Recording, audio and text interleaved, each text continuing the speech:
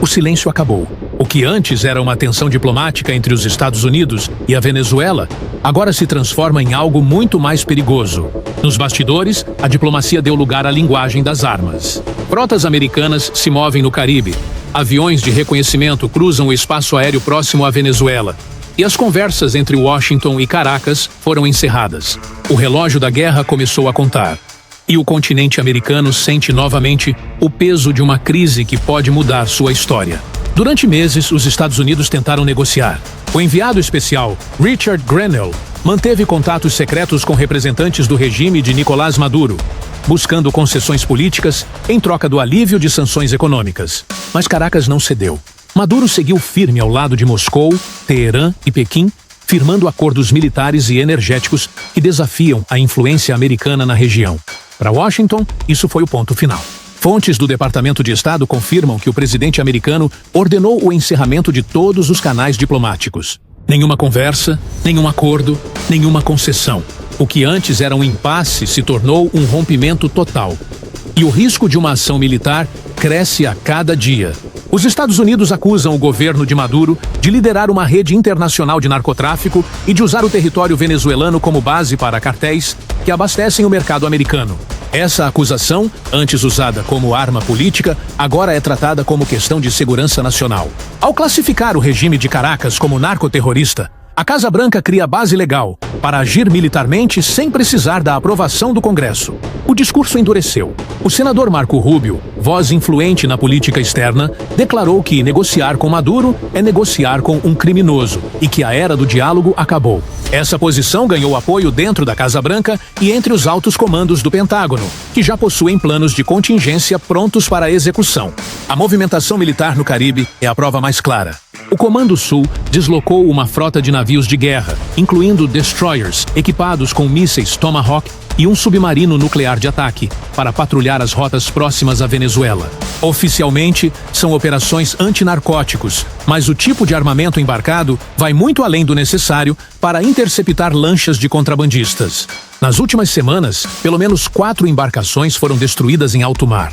O Pentágono confirmou as ações, mas não revelou detalhes. Imagens de satélite mostram que parte desses ataques ocorreu perigosamente perto das águas venezuelanas, um aviso direto ao regime de Maduro. Dentro da Casa Branca cresce o grupo que defende uma ofensiva limitada. Ataques cirúrgicos com drones ou mísseis de cruzeiro contra alvos estratégicos e centros de comando. O objetivo seria atingir o coração militar do regime sem ocupar o país. Mas o que mais chama a atenção é o envolvimento da CIA.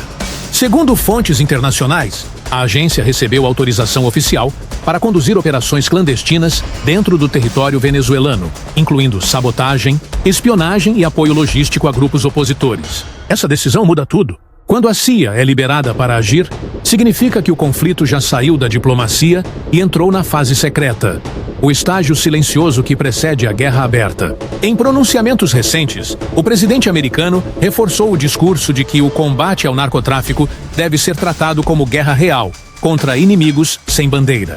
Ao considerar Maduro um chefe narcoterrorista, Washington o retira da categoria de líder soberano e o transforma em alvo militar legítimo, assim como aconteceu com Bin Laden e Abu Bakr al-Baghdadi. Essa mudança coloca a América do Sul novamente no centro da geopolítica mundial. O objetivo de Washington é claro: reafirmar seu domínio no hemisfério ocidental e conter o avanço russo e chinês. A Venezuela, com suas imensas reservas de petróleo e alianças anti-americanas, virou o palco ideal para essa demonstração de força. Mas o preço pode ser alto. Caracas, mesmo enfraquecida, ainda possui mísseis antiaéreos russos, caças Sukhoi, drones de fabricação iraniana e milícias armadas espalhadas pelo território. Uma invasão terrestre seria um pesadelo logístico e qualquer ataque aéreo pode gerar retaliações regionais ou envolver aliados de Maduro. Países vizinhos como Colômbia, Guiana e Brasil já acompanham a situação com preocupação. Um conflito dessa escala poderia provocar uma onda de refugiados e desestabilizar toda a América do Sul. O Brasil, embora mantenha neutralidade, seria inevitavelmente impactado. Estados de fronteira como Roraima e Amazonas enfrentariam pressão humanitária imediata. A Organização dos Estados Americanos pede moderação, mas até agora, nenhum lado parece disposto a recuar. O clima é de impasse, e quando o diálogo termina, a história ensina. O silêncio das negociações costuma ser substituído pelo som das armas. O que veremos a seguir depende de uma decisão e de um gatilho. De um lado, uma superpotência que busca reafirmar seu domínio global e enviar um recado ao mundo. Do outro, um regime encurralado, sustentado por alianças externas e disposto a resistir até o fim. Cada movimento agora é uma faísca em um barril de pólvora. Se nada mudar, a crise venezuelana pode deixar de ser um impasse político e se tornar o primeiro grande conflito militar da América do Sul no século XXI.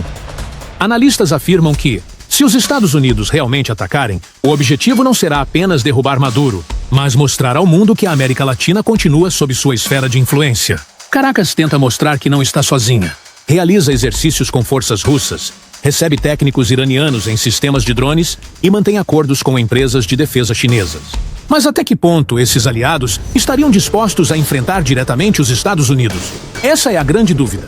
Enquanto isso, relatórios de inteligência indicam que agentes da CIA já operam discretamente em solo venezuelano, infiltrados em missões de reconhecimento e coleta de informações. Essa fase silenciosa costuma ser o prelúdio da ação militar. O Pentágono insiste que suas operações são defensivas, mas o envio de destroyers, submarinos e aeronaves de ataque mostra o contrário. Parte dos assessores teme que uma intervenção precipitada transforme a Venezuela em um novo Iraque latino, com anos de instabilidade e crise humanitária. Outros acreditam que o momento é ideal. Com o regime enfraquecido e isolado, um ataque rápido poderia restabelecer um governo alinhado a Washington. Mas toda guerra tem um preço, e na América do Sul, um erro de cálculo pode incendiar o continente. A fronteira entre Venezuela e Colômbia é uma das mais perigosas do mundo, marcada por milícias, narcotraficantes e refugiados. Um conflito nessa região poderia se espalhar rapidamente, afetando países vizinhos e exigindo resposta internacional. No fundo, o que está em jogo não é apenas o futuro da Venezuela, mas o equilíbrio de poder no hemisfério ocidental. Washington quer eliminar um foco de resistência e reafirmar sua hegemonia. Caracas quer sobreviver e provar que ainda pode desafiar uma superpotência. No meio disso, milhões de civis vivem a incerteza de um futuro que pode mudar de um dia para o outro. O cenário é explosivo. Um míssil fora de rota, uma interceptação errada, uma operação encoberta descoberta, e o conflito começa. Se isso acontecer, o impacto será global. O mundo observará, e a América do Sul voltará ao centro da geopolítica mundial. Se você quer acompanhar cada passo dessa crise, inscreva-se agora no canal Fronte Militar, ative o sino e deixe seu comentário. Você acredita que os Estados Unidos realmente vão atacar a Venezuela? Aqui nós mostramos o que os outros preferem esconder, sem sensacionalismo e sem medo da verdade.